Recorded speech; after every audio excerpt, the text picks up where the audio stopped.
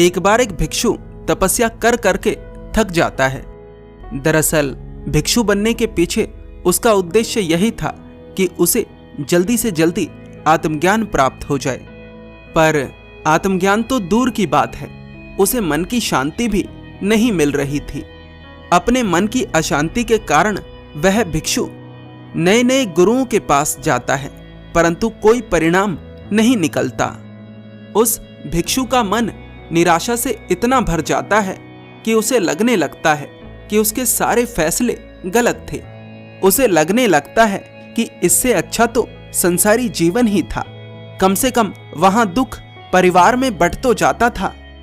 पर अब वह सन्यास छोड़ भी नहीं सकता था, क्योंकि सन्यास छोड़ने के नाम पर उसका मन दोषी भाव से भर रहा था। जब हम कोई निर्णय लेते हैं और उसका परिणाम गलत साबित होता है तो निराशा का उत्पन्न होना स्वाभाविक होता है।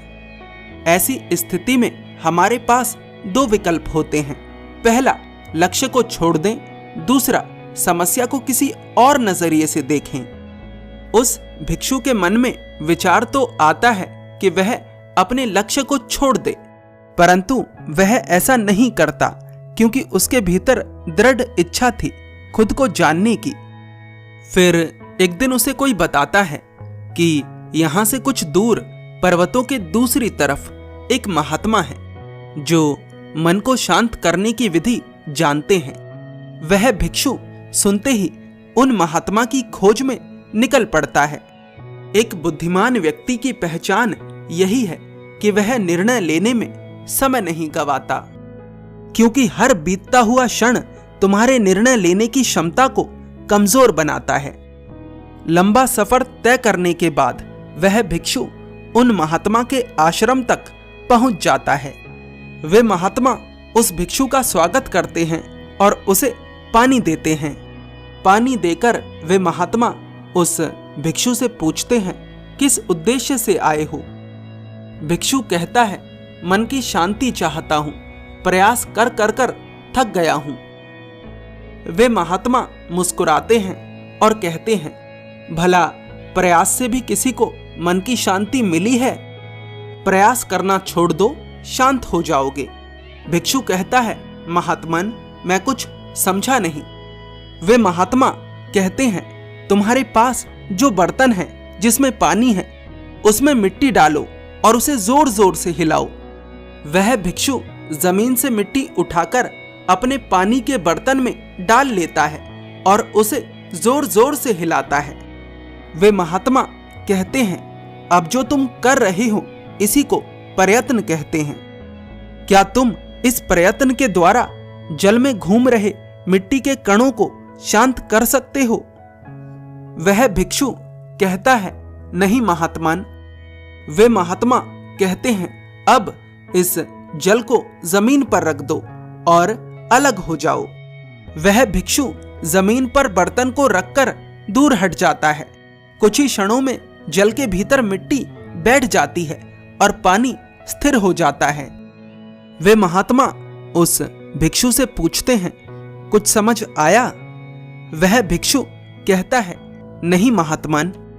वे महात्मा कहते हैं, जल मन है, मिट्टी के कण विचार और भावनाएं हैं। जितना तुम इन्हें शांत करने का प्रयास करोगे उतना ही जल गंदा होगा, उतना ही उथल पुथल बढ़ेगी। पर जब तुम इन्हें शांत करने का प्रयास छोड़ दोगे तब ये अपने आप ही शांत हो जाएंगे। और यह ध्यान के द्वारा संभव है। जब तक तुम ध्यान में ध्यान करने का प्रयास करते रहोगे तब तक तुम ध्यान नहीं कर सकते, तब तक तुम उस स्वयं को नहीं जान सकते जो तुम हो। मन की अशांति का कारण है विचारों की उथल पुथल, और बहुत ज्यादा मन की अशांति का कारण है मन को शांत करने का प्रयास करना। तुम्हारा प्रयास करना ही मन को और अधिक अशांत करता है। प्रयास करना छोड़ दो, मन शांत हो जाएगा। यही सूत्र है और सूत्रों से ही जीवन बदलता है। बाकी काम तो बड़ी बड़ी गाथाएं भी नहीं आती। जिस दिन बिना प्रयत्न के प्रयत्न करना सीख गए उस दिन मन को शांत करना भी सीख जाओगे।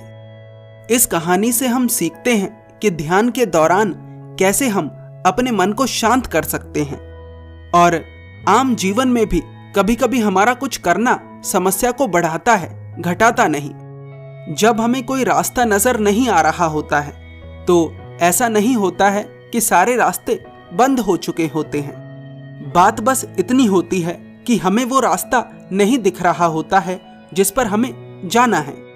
लेकिन अगर हमारा संकल्प दृढ़ होता है, हमारा इंटेंशन सही होता है, तो हमें ऐसे लोग मिल जाते हैं जो हमें सही रास्ते तक ले जाते हैं।